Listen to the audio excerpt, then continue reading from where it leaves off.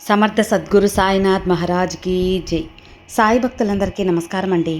మన సాయినాథుని దయ వల్ల అందరూ సంతోషంగా ఉండాలి అని మనస్ఫూర్తిగా కోరుకుంటూ ఈ వీడియో ఆరంభిస్తున్నాను. ఇక ఈరోజుటి వీడియోలో మన బాబాగారు మనకు అందిస్తున్న సందేశం, బిడ్డ, ఇదే ఈ సాయి చివరి హెచ్చరిక. నీ జీవితంలో ఏం జరగబోతుంది, అత్యంత ముఖ్యమైన వ్యక్తి గురించి ఈ సాయి తండ్రి నీకు ఒక సందేశం ద్వారా చెప్పబోతున్నాను. కాదు అనకుండా, నిర్లక్ష్యం చేయకుండా ఇప్పుడే విను. బిడ్డ, ఇది నీకోసం నీ బాబా అందిస్తున్న వాక్కు. నీకోసం అన్నప్పుడు నువ్వు మనసు పెట్టి వినాలి కదా. ఆఖరి వరకు వింటే ఆ వ్యక్తి ఎవరు, ఆ యొక్క ముఖ్యమైన వ్యక్తి ఎవరు, ఏం జరగబోతుంది నీ జీవితంలో, బాబా నాకు ఎందుకు హెచ్చరిక ఇస్తున్నాడు అని నువ్వు పూర్తిగా తెలుసుకుంటావు. అందుకే ఇంతలా నేను ఇది షిరిడి వాక్కుగా నీకు అందిస్తున్నాను. ఎప్పుడు కూడా నేను షిరిడి నుంచి నీకు అందిస్తున్న వాక్కు. ప్రతి క్షణం కూడా నీ మంచి కోరే ఈ బాబా నీకు ఎప్పుడు కూడా మంచే చేరుస్తాను. ప్రతి చోట నీ గురించి నేను ఆరా తీస్తూ ఉంటానమ్మా. కానీ ఒక అతన్ని ఆపదకి ప్రయత్నం చేస్తున్నారు, అంటే నీకు ఆపద తెలపెట్టాలని ప్రయత్నిస్తున్నారు. చాలా ప్రయత్నం అయితే జరుగుతుంది. అతని కలలో వెళ్ళి నేను చాలా బుద్ధిగా చెప్తున్నాను, అతన్ని భయపెట్టాను, నేను అతని శరీరంలోని నొప్పిని పంపాను. తద్వారా తను ఆగి ఆలోచించి బహుశా ఏదో తప్పు జరుగుతుంది అని అతని మార్గంలో అడ్డంకులు వేశాను కాబట్టి ఆలోచిస్తున్నాడు. ఆ తప్పు పనుల వరకు చేరకుండా నేను చాలా నిష్టగా నిన్ను కాపాడుకుంటూ ఉన్నాను. అతను ప్రతి అడ్డంకిని నేను నీకు దాటేలా చేస్తున్నాను. ఇదంతా కూడా నువ్వు పట్టించుకోకుండా నీకు తెలియదు కదా. అందుకే నీకు ఒక హెచ్చరిక చెబుతున్నాను. ఎవరు ఎలాంటి వారు అని నీవు కొంచెం తెలుసుకోవాలి. నా దగ్గర ఇంక ఏ మార్గం మిగల్లేదు. అతని జీవితం అంతా కూడా నిన్ను ఇబ్బంది పెట్టాలి అని కంకణం కట్టుకున్నారు. ఇప్పుడు నీ జీవితం ఆరిపోయిన దీపంలా ఉంది. దానిలో నూనె పూర్తిగా ఆరిపోయినప్పుడు ఆరిపోవటానికి సిద్ధంగా ఉంటుంది కదా, అలా. అందుకే నువ్వు కాస్త మేల్కొని తెలివిగా ఉండాల్సిన సమయం అమ్మా. ఒత్తి ఇంకా వెలుగుతుంది, కానీ పేరు మాత్రం అది చాలా బలహీనంగా ఉంది. ఒక చిన్న గాలి వీచినా అంతా ముగిసిపోయేలాగా ఉంది తల్లి. నేను నీకు ఇది చెబుతున్నాను ఒక కారణంగా. నీ కోసం అతను వెళ్ళిపోయిన తర్వాత నిన్ను నిందించుకోకూడదు. చాలామంది మనుషులు ఇలానే చేస్తూ ఉంటారు. తప్పు జరిగిపోయిన తర్వాత అయ్యో ఇలా చేసి ఉండాల్సింది, ఇలా చేయకుండా ఉండాల్సింది అని తనను తాను నిందించుకుంటూ ఉంటారు. కానీ ఈ సాయి తండ్రికి ప్రియమైన బిడ్డవు కదా, అందుకే నేను నీకు ముందుగానే హెచ్చరిక చేస్తున్నాను. ఇక నువ్వు పూర్తిగా వింటేనే అన్నీ అర్థమవుతాయి బిడ్డ. మంచి జాతకం చూపించుకోవాలి అని ఎదురు చూస్తుంటే మాత్రం మనకు తెలిసిన ఒక గురూజీ ఉన్నారండి, శ్రీనివాసరాజు గారు. నెంబర్ 1 వశీకరణ స్పెషలిస్ట్. శ్రీ షిరిడి సాయిబాబా గారి ఆశీస్సులతో జ్యోతిష్యం చెబుతారు. ఎటువంటి సమస్యకైనా 24 గంటల్లోనే మంచి పరిష్కారం అనేది చూపిస్తారు. ఫ్రెండ్స్, మీరు చేయవలసిందల్లా మీరు ఉన్న చోట నుంచే గురువుగారిని స్క్రీన్ మీద కనిపిస్తున్న నంబర్కి కాంటాక్ట్ చేసి మీ యొక్క సమస్య ఏదున్నా సరే తొలగించుకోవచ్చు. ప్రేమ, పెళ్లి, విద్య, ఉద్యోగం, భార్యాభర్తల మధ్య గొడవలు, సంతాన సమస్యలు, రాజకీయ సమస్యలు, విదేశీ ప్రయాణం ఆలస్యం అవుతుంది, వీసా ప్రాబ్లమ్స్ ఉన్నా సరే, జాతకంలో దోషాల వల్ల పెళ్ళిళ్ళు, ఉద్యోగాలు ఆలస్యం అవుతున్నా, లేదా వాస్తు దోషాల వల్ల మాకు ఏదీ కలిసి రావటం లేదు, ధనం నిలకడగా లేదు, మనశ్శాంతి లేదు అనుకున్నా సరే, ఎలాంటి ప్రాబ్లమ్స్కైనా సరే గురువుగారు చేసే పూజల ద్వారా, పరిహారాల ద్వారా మీ యొక్క ప్రాబ్లం అయితే సాల్వ్ అవుతుంది. మీరు చేయవలసిందల్లా 9666306444 ఈ నెంబర్కి కాల్ చేయండి.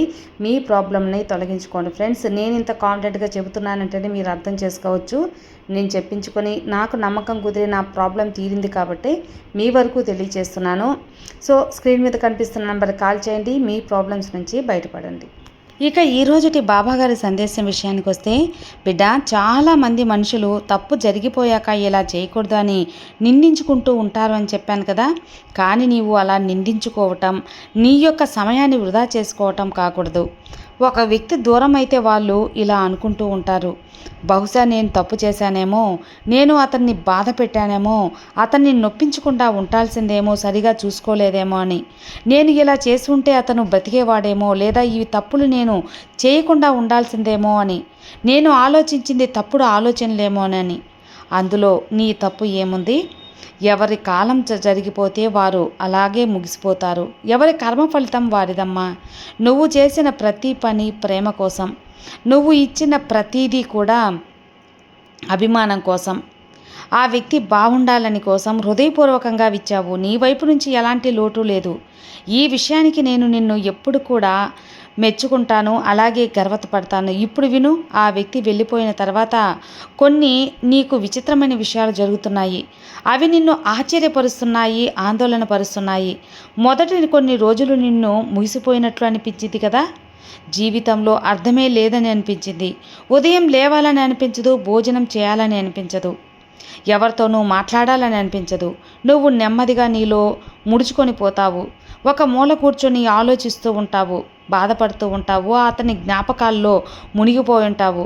ఆ వ్యక్తి యొక్క గొంతుని గుర్తు చేసుకుంటూ నువ్వు అలాగే ఉంటావు. అతని ఫొటోస్ చూస్తూ అలాగే నిర్జీవంగా ఉంటావు. ఆ వ్యక్తి మరణించుండొచ్చు లేదా దూరమై ఉండొచ్చు. అది ఆడబంధమై ఉండొచ్చు, మగబంధమై ఉండొచ్చు. ఏదైనా సరే తల్లి, నీకు సొంతం అనుకున్న బంధం అలా నీకు దూరమైనప్పుడు నీ మనసు చివుక్కున ఉంది కదా. ఊరికే అతని ముఖం నీకు జ్ఞాపకం వస్తూ ఉంది. చాలా అతని జ్ఞాపకాలు అనేవి నీకు గుర్తుకొస్తున్నాయి. అతని మాటలు నీ చెవుల్లో మారు మ్రోగుతున్నట్టు ఉన్నాయి. మొదట్లో ఆ వ్యక్తిని నువ్వు తప్పుగా అర్థం చేసుకుని దూరం చేసుకున్నావని బాధపడినా కూడా తప్పు చేసి ఉండకుండా ఉండాల్సింది అని నువ్వు కొద్దిగా ఆలోచిస్తున్నావు. ఇప్పుడు బాధపడుతున్నావు. బిడ్డ, ఆ వ్యక్తి నీ విషయంలో కొంచెం బాధ పెట్టిన విషయం, కష్టాలు తెచ్చిపెట్టిన విషయం నిజమే అయినా కూడా అవన్నీ కూడా అతని ఆలోచన విధానం ప్రకారం కరెక్టే అయి ఉండొచ్చని ఇప్పుడు నువ్వు బాధపడుతూ ఉన్నావు. నేను నీకు అబద్ధం చెప్పను, ఈ బాధలో చాలా లోతైనదిలే. కానీ ఈ బాధ అనేది తట్టుకోవడం చాలా కష్టమే. ఎప్పటికీ కూడా ఉండదమ్మా ఆ బాధ. ఈ మాటలు నువ్వు ఇప్పుడు నమ్మకపోవచ్చు, కానీ ఒక రోజు వస్తుంది, నమ్మే రోజు. ఆ రోజు ఈ బాధ నెమ్మదిగా తగ్గిపోవడం ప్రారంభమవుతుంది. ఒక రోజులో కాదు, ఒక వారంలో కాదు, ఒక నెలలో కాదు, బహుశా కొన్ని రోజులలో, కొన్ని నెలల్లో ఖచ్చితంగా ఆ జ్ఞాపకాల నుంచి దూరంగా నీవు మర్చిపోవడం జరుగుతుంది. నువ్వు ఏడవడం కాదు, చిరునవ్వు కూడా నీ జీవితంలో నేను రాసిపెట్టున్నాను. ఆ వ్యక్తి గురించి నువ్వు ఆలోచించినప్పుడు విరిగిపోవడం కాదు, నిన్ను నువ్వు నిలబెట్టుకోవాలి. ఆ రోజున నువ్వు తెలుసుకుంటావు నువ్వు మళ్ళీ బాగుపడ్డావని, నేను నిన్ను మళ్ళీ నిలబెట్టానని. అవును తల్లి, నేను నీకు ఒక గొప్ప రహస్యాన్ని కూడా చెబుతాను, జాగ్రత్తగా విను. ఈ విశ్వంలో ప్రతి ఆత్మ ఒక లక్ష్యంతో వస్తుంది. ప్రతి మనిషి నీ జీవితంలో ఒక ప్రత్యేక ఉద్దేశంతో వస్తారు. కొంతమంది ప్రేమను నేర్పడానికి, కొంతమంది సహనాన్ని నేర్పడానికి, కొంతమంది గుణపాఠాన్ని నేర్పడానికి, మరికొంతమంది బలం ఇవ్వడానికి, ఇంకా మరికొంతమంది నిన్ను విరగగొట్టడానికి, బలహీనపరచడానికి, బాధ పెట్టడానికి. అవునమ్మా, ఎందుకంటే కొన్ని సందర్భాల్లో నువ్వు విరగడం అవసరం. తద్వారా నువ్వు మళ్ళీ కూడా బలంగా కొత్తగా నిర్మించుకోగలవు. పాత బలహీనమైన రూపాన్ని విడిచిపెట్టి కొత్త శక్తివంతమైన రూపాన్ని నువ్వు మారగలవు. ఆ వ్యక్తి నీ జీవితంలో ఎన్నో మార్పులను తెచ్చారు, నీ మనసులో ప్రేమను కదిలించారు, బంధాన్ని. అలాగే ఈ వ్యక్తి నాకు సొంతం అన్నట్టు కూడా నీకు అనిపించి ఉండొచ్చు. బిడ్డ, నీ యొక్క పాత బలహీనమైన రూపాన్ని విడిచిపెట్టు, శక్తివంతమైన రూపాన్ని నువ్వు పొందమ్మా. ఆ వ్యక్తి నీ జీవితంలో అందుకే వచ్చారు. అతని ఉద్దేశం నీకు అప్పుడు అర్థం కావటం లేదు. ప్రేమ ఇవ్వడం కాదు, అతన్ని ప్రేమించినట్లు నటించినా సరే, అతను అసలు ద్వేషించినా సరే, ఒక అగ్ని పరీక్షలో నుంచి నడిపించడం, ఆ అగ్ని నిన్ను శుద్ధి చేయడం. అతను శుద్ధి చేశాడమ్మా. ఇప్పుడు అతను ఇక్కడ ఉండడానికి ఎలాంటి కారణం మిగలలేదు. అందుకే నీకు దూరంగా వెళ్ళి ఇప్పుడు నీకు బాధని మిగిల్చారు. ఇది కొంచెం క్రూరంగా అనిపించినా, నీ మనసుకి కష్టంగా అనిపించినా ఇదే నిజం. కానీ నా బిడ్డ ఇలాగే బాధపడుతూ కూర్చొని సమయాన్ని వృధా చేస్తే ఎలా? ఈ విశ్వంతో మాట్లాడే భాష చాలా భిన్నంగా ఉంటుంది బిడ్డ. ఇక్కడ నుంచి చెడు, తప్పు, సంతోషం, దుఃఖం ఇవన్నీ ఒకే నాణ్యానికి రెండు వైపులా వంటివి. నీకు వచ్చిన బాధ నీకు అలాంటి లోతుని ఇచ్చింది. అది బాధ లేకుండా ఎప్పటికీ రాదు. నువ్వు ఈరోజు అదే పరిస్థితిలో ఉన్నావు. ఎంత బలంగా ఉన్నావో, ఎంత ఓర్పుతో ఉన్నావో వాటన్నిటికీ కారణం కూడా బాధ నీకు ఇచ్చింది ఆ వ్యక్తే. కాబట్టి ఒక విధంగా చూస్తే అతను నీకు ఉపకారం చేశాడని చెప్పచ్చు. అది చాలా చేదు రూపంలో కూడా ఉండొచ్చు. అతను వెళ్ళిపోయిన తర్వాత నీ జీవితంలో ఏం మారబోతుందో చెబుతాను. ఈ భాగమే అత్యంత ముఖ్యమైనది. చాలా శ్రద్ధగా విను. ఎందుకంటే ఈ ఆశ నిన్ను ఈ చీకటి నుండి బయటకు తీసుకురావాలి.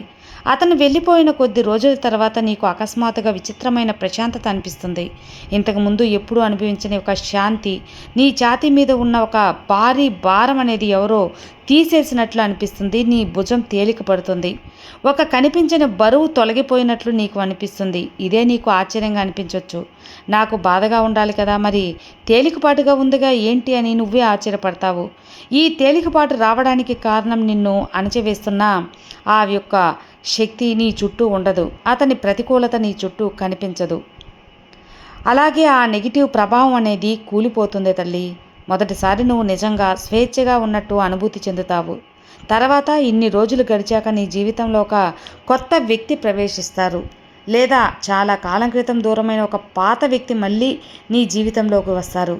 ఆ వ్యక్తి నీకు వెళ్ళిపోయిన వ్యక్తి కావచ్చు. ఎప్పుడు ఇవ్వని ప్రతి దాన్ని ఇస్తాడు. నిజమైన ప్రేమ, నిజమైన తోడు, నిజమైన విశ్వాసం.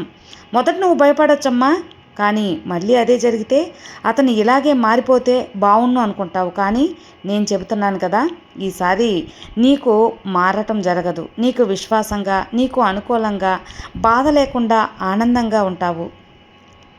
ఇది నీకు పరీక్ష కాదు, బహుమతి. నీ మొత్తం జీవితంలో మార్పు అని చెప్పవచ్చు.